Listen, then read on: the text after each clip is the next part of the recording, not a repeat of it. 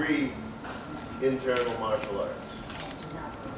Most widely known, most popular, Tai Chi Chuan, locally Tai Chi, Bagua and Xing Yi Quan. Now, of course, internal is a method of developing power. Some of you have heard this ad in tonight, and I don't know what it might get anywhere. Two methods of developing power, external and internal. External power development, basic athletic training. Muscular contraction exercise for strength, aerobic exercise for stamina, repetitive hand-eye coordination drills to develop unconscious reflexive action for speed. Internal power training replaces that with mind intent, weight momentum, the pumping of the bodily fluids, and occasionally energy discharge. You try not to waste the energy for strength. Relaxation and diaphragmatic breathing for stamina. Whatever possible, speed is replaced with timing and positioning. What speed there is a byproduct of the relaxation. And there is no unconscious reflexive action. Everything is conscious action. Two ways of developing power. Now, hard and soft, often in English get confused as being the same as internal and external, but they're actually different aspects of your martial arts. Whereas internal and external are how you develop power. Hard and soft are how you deal with power of force thrust against you. Soft is give before force and come back when there is no force against you. Tai Chi is internal and primarily soft. Hard is my force meets your force head on and overcomes it. Xing Yi is internal and hard. And Bagua is internal and switches between hard and soft. Sometimes in waves and sometimes in milliseconds. So Xing Yi's place in the family of internal martial arts is internal and hard. It has its legendary beginnings, the same as Tai Chi, and the same as Tai Chi, they're complete BS. Interesting stories, but Zhang Feng did not invent Tai Chi on the Dao Mountain. He was a famous Taoist teacher, alchemist, meditation master. He didn't do any martial arts at all, but he was a great advertising figure when the young families were selling Tai Chi in Beijing. And General Yu Fe is one of the most famous ancient patriarchs in China. They grabbed him as ancient patriarch of Xing Yi. They grabbed him as the ancient patriarch of Eagle Claw. They grabbed him as the ancient patriarch of the 8 pieces of brocade Qigong system. He didn't have anything to do with any of that.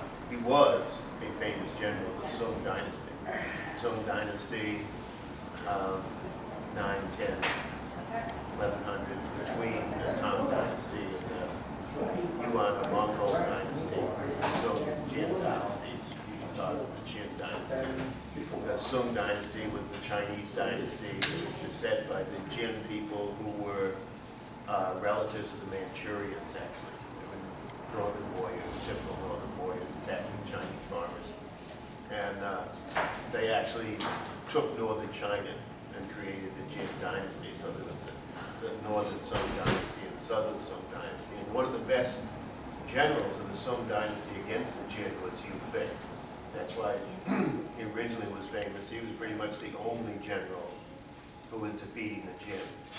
And apparently he did invent the thing of infantry learning to roll under the cavalry horses and cut their bellies as they rolled under, which is a Chinese technique for years, which he did invent. And he did come up with the idea of training all of his troops in martial arts, as opposed to the officers were trained in martial arts and everybody else, here's a spear, do what you can do. So he was pretty famous. He got really famous, though, because everybody loves a tragic hero. And he was winning all these battles out of the frontier.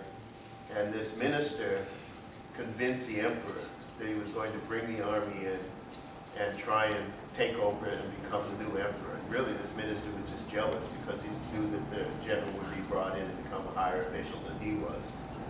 So they called Yu Fei in, and he thought he was coming in to get his accolades. He came in, they told him he was a traitor and executed him.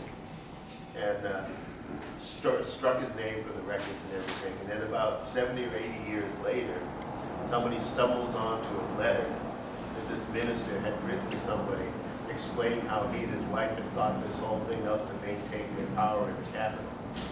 And this letter became widely known.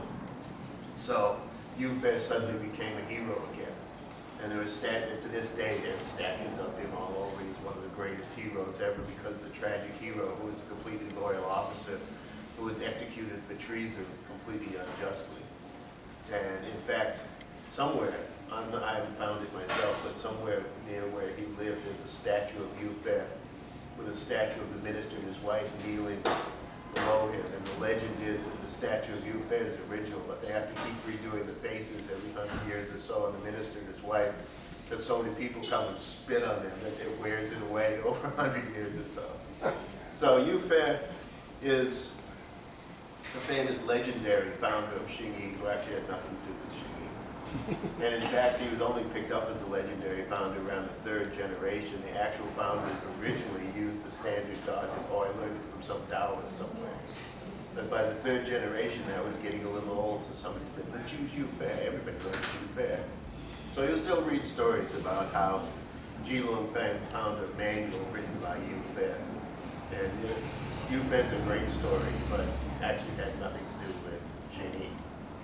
Luoneng, on the other hand, was a retired military guy who moved back to Shanghai, which at that point was a very small city, living off of fishing. Shanghai didn't get big until the 1800s when they decided the Westerners would have to stay in Shanghai and do business, and that's when it was built in the huge city that it continues to be today.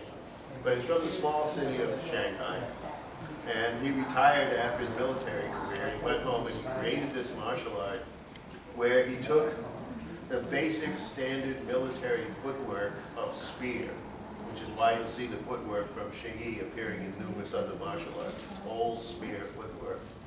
And on top of that, he put 5 basic hand strikes, relating them to the 5-element system, which you can relate 5 anything to, actually. But had them interact with each other that way, and basically created a system that you could fight with 5 strikes. And this was his Xing Yi Quan, or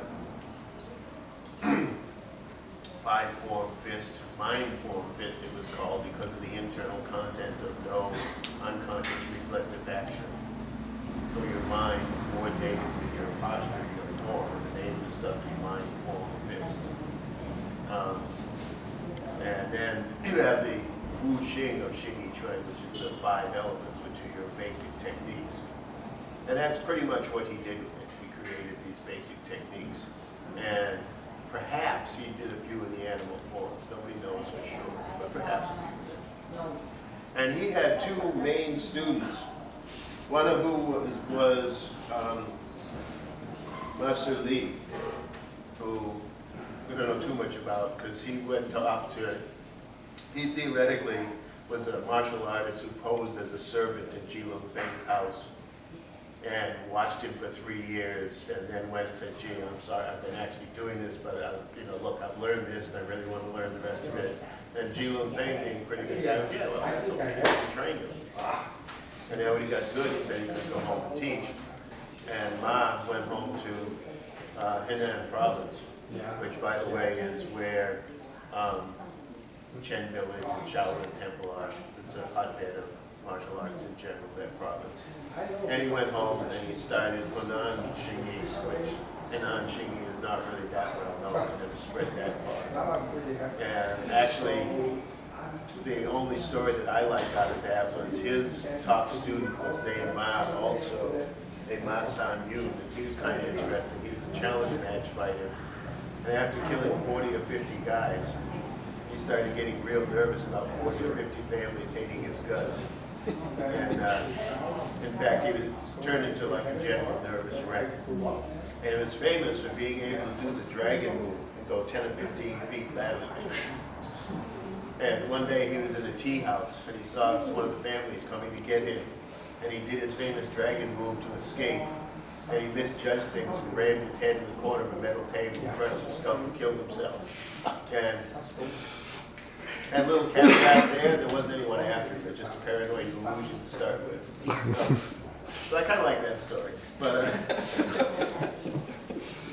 Luoneng's other great student was a military man, So Chi Wu, who after training with Luoneng for quite a while, got to be the Governor General of Shaanxi Province. so he moved to Shaanxi province and started teaching and taught his military people and taught a number of people, and the style grew more than Hunan. And somehow the lineages always say that he taught the Dai brothers, but there's too much of a time gap here, considering Xi Longfeng was the late Ming, early Qing dynasty, or late 16, early 1700s. And so was the military governor of Shaanxi province in the early 1700s.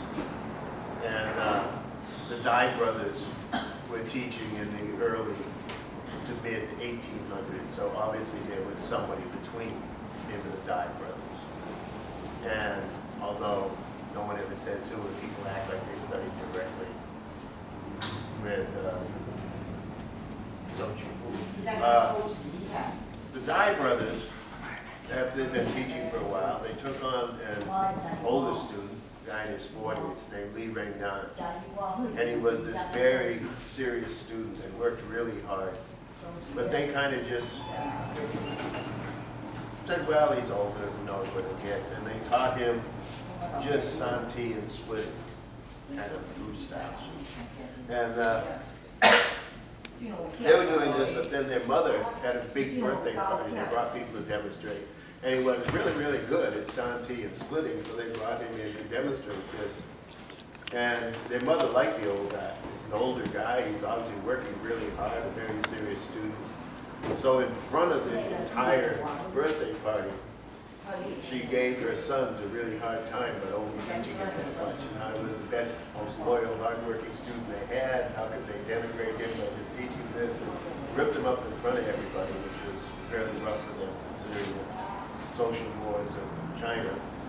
And so then they proceeded to teach him the whole system. And they taught it pretty thoroughly.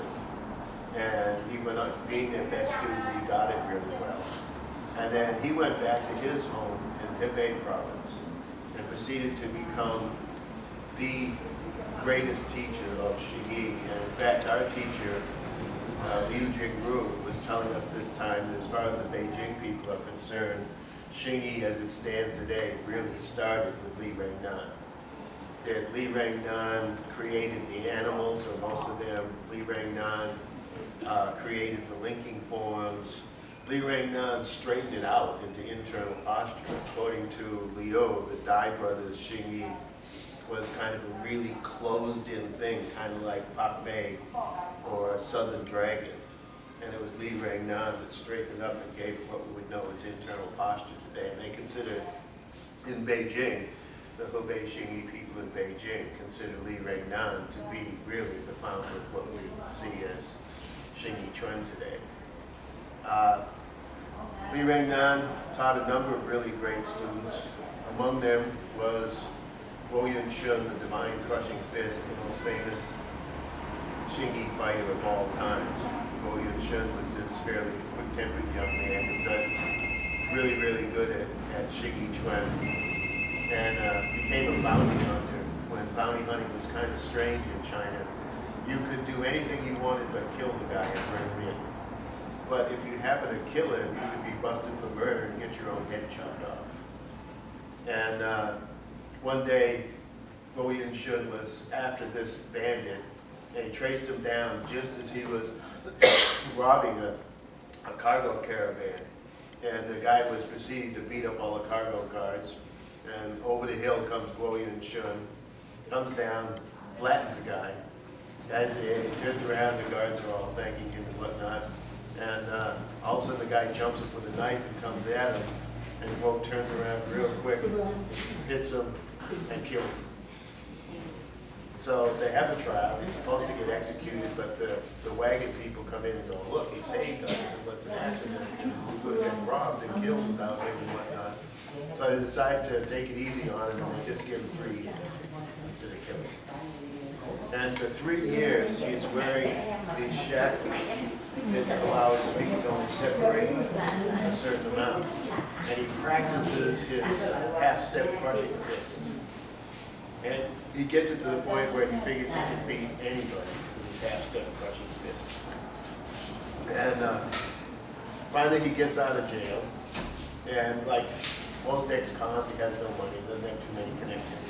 So he goes back to his cargo company and says, look, I saved you, you should give me some money. He said, yeah, sure, of course. So he gave him some money. The problem is, a few weeks later, he's back going, I think you should give me some more money. Okay. A few weeks later, he's back again, and he starts shaking him down all the time.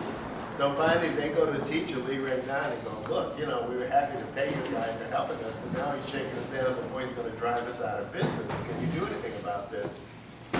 So Lee calls William Shun in and tells him, look, you know, you think you're really hot stuff, and you're not really that good. I mean, you're good, but you're nowhere near as good as your older brother in the martial arts, Jerry Chai.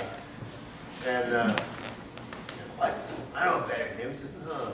Jerry Chai had been Lee Rang-nan's first student to learn the Shansei system, then learn the Hebei system, and learned everything a teacher had to learn. Fairly easygoing guy, unless he felt injustice going on. And he lived about 100 miles away from the teacher. He was famous for the fact that, like, he lived a couple hundred miles from the coast, and the story has it one day he had heard of a Japanese swordsman who had set up a challenge platform in the coastal city that was challenging all the Chinese martial artists and had killed a number of them.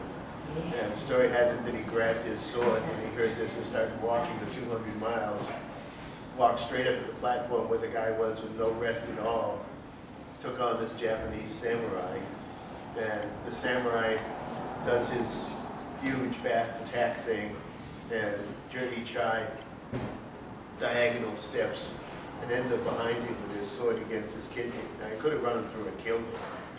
He could have kicked him off the stage. Worst thing for a Japanese, he stepped back and laughed at him. So then the guy comes in again, and this time Jerry Chai steps quickly to the side and cuts through his thumb tendons, i.e. he's done it today with a sword. But he isn't dead, and he has lost. And the Japanese guy should have gone home, but there's no word as to whether he did or not. But Jerry Chai was really good. He was also famous for being able to do the Xing Yi chicken step. And it took me a while to figure this out. They used to say when he was going with caravans, he'd run out in front of the horses and scout around and come back. And it sounded really fast, and one day I went, wait a minute. They're talking about old, fat draft horses with heavy loads. It wasn't like he was out running thoroughbreds or something. But he was a very, very famous security guard and challenge match fighter and whatnot. And William Shun is like, no, I don't want that again. And he immediately leaves and walks however many miles it is to Jerry Chai's house. He shows up, and Jerry Chai's like, oh, little brother, come in, have some tea. He's like, no, teacher says you're better than me, we gotta fight. They're like, I don't know, man. He's like, you sure you want to do this? Have some tea, relax, you just walked the wrong way. No, we gotta go out in the garden and fight right now. So they do, and he comes in with his crushing fist, and Jerry Chai, there's two stories. Either Jerry Chai did the standard metal beats wood, crushing fist being the wood element, and then stopped just before he crushed William Shun's skull. Or another story is that he deflected it and came in with a swallow, which is the palm to the groin shot, and stopped just before he crushed him in the head. But either way, they knew he had won. They said, man, he did beat. So then he went back to Lee Rang-nan and started studying again. Studied a few more years, absorbed the rest of the system, learned to cool out, and became a fairly well-known teacher himself. And in fact, it's because he was teaching in one of the Duke's palaces in the Forbidden City in the mid to late 1800s, the exact same time that Dong Hai Chuan, the founder of Bagua, was teaching in the Prince Sun's palace, the exact same time that Yang Wuchan, the founder of Yang-style Tai Chi, or from the Beijing version, the founder of Tai Chi period. We can get to that sometime, whether Chen style is or is not the original Tai Chi. It's not. But he was the trainer of the Imperial Guards all at the same time, and that's why we know of the internal martial arts, because they were the top martial arts in the Imperial Palace in the late early 1900s. William Shun eventually took on as a student. There was a young boy who had been born to a fairly decently healed family, but his father died when he was young, and he and his mother were left destitute. And he went to work and got fired from where he was working and was living off of roots and trying not to have his mother have to spend any money on him. And finally he like gave up and hung himself. And a neighbor came by and cut him down before he was actually dead and said, "Gee, what's up, kid? You're a little young to be doing this." And he told him. So the neighbor gave them money to move to a uncle's house when the uncle took them in, and started him training both with a calligrapher and with his friend who was a Xing Yi teacher. And he got really good at both of those things. And he went on to become a really famous teacher and also one of the first masters of the 3 internal martial arts. Because his teacher decided that he was good enough at Xing Yi, that his teacher took him to his teacher, who was Luoneng and Xingyiquan. And he spent 7 years training in Xing Yi with Luoneng and Xingyiquan, at which point Luo said, "You know, you've learned everything I have to teach you. I'm going to bring you to Beijing and introduce you to this other friend of mine." He brought him to Beijing and introduced him to Xing Yi Quan, where he became Xing Yi's disciple. Xing Yi said, "With your talent, if you can't learn the whole Bagua system in 3 years, you're wasting both our times." And he did that also. And then later on, when his later life, he heard of a Tai Chi master named Hao, we won't go into the whole lineage of Hao now, but Hao was a country guy who come to the city to hook up with the Yans, had missed his connection, was there by himself, run out of money, was sick, lived in a flea bag hotel, really sick, and Sun Wukong by this time was well known and well healed. He went and got the old Tai Chi master, brought him home, got him a doctor, and nursed him back to health. Afterwards, the guy said, "Gee, I have nothing to give you but my art." And he taught Sun his Tai Chi, and Sun then adapted that and created Sun-style Tai Chi. So Sun Wukong went on to become one of the most famous martial artists in China, and also the first guy to start writing published books about this stuff. His 1916 book on Xing Yi is still a classic that you can find translated into English today pretty easily. And so he came down to Hubei Xing Yi line. Those of you that have done Xing Yi with me before, we're doing Mr. Chan's Xing Yi.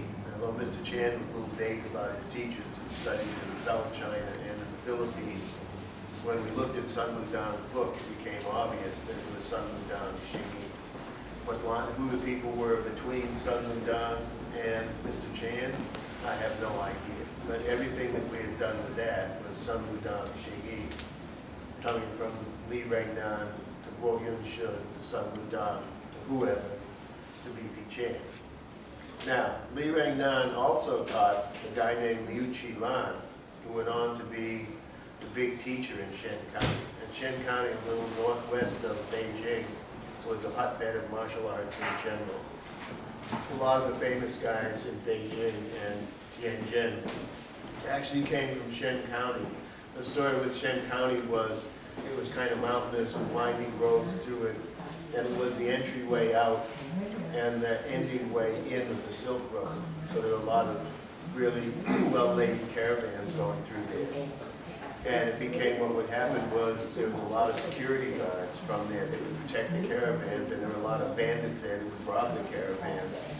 And for a number of decades, they had a technique war that was kind of like the arms war between Russia and America, where we get better arms, so they develop better arms, so we get better arms, so they develop better arms. So the bandits would develop better techniques. So the guards would develop better techniques. So the bandits would develop techniques that could beat that.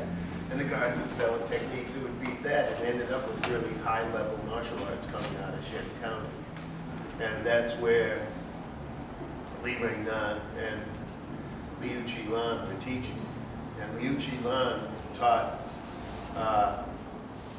the 3 guys who became famous for the original crossover, being a little bit older than Sun Wukong, the original crossovers between Xing Yi and Bagua. Zhang Zhaodong, Li Suni, and Liu De Quan, 64 hands we do, were all Xing Yi students of Liu Qilan. Li Suni moved to Tianjin, became famous as Single Saber Li, the guy that was famous for using the giant Bagua broadsword, famous for fighting in the Boxer Rebellion, wading into Japanese and Russian troops with a broadsword and wiping them out to the point they said by the end of the Boxer Rebellion, if he appeared on the field with his broadsword, guys would throw down their rifles and run away. Quite a famous guy. One of his top students was a guy named Xing Yi Quan. Xing Yi Quan taught Luoneng Wu. Luoneng Wu was a very famous martial artist who spanned the three changes of government in China and managed to get along with all the governments. Luoneng Wu, as a teenager, was a member of the Qing Dynasty army. Then he went on during the Republic of China to be a famous martial arts teacher and hero who was famous for defeating a Japanese officer in Manchuria when the Japanese were first taking over Manchuria. He somehow angered some Japanese officer who was supposed to be the best Japanese swordsman of all of Manchuria. The guy drew his katana and attacked Luoneng Wu, who was standing there empty-handed. Luoneng Wu grabbed a tree branch that happened to be on the ground there and managed to disarm this guy and beat him to a pulp with a tree branch, which made him a great hero for the Chinese, of course. And then in the People's Republic, he was actually accepted enough as a hero that he was allowed, he and a couple of partners opened the first really big martial arts school in Beijing during the People's Republic era in the early 50s. And in the late 50s, they had a young school teacher who loved martial arts and hadn't had any formal training, came to Luoneng Wu's school and went on to become the best known student of the modern era out of Luoneng Wu's school.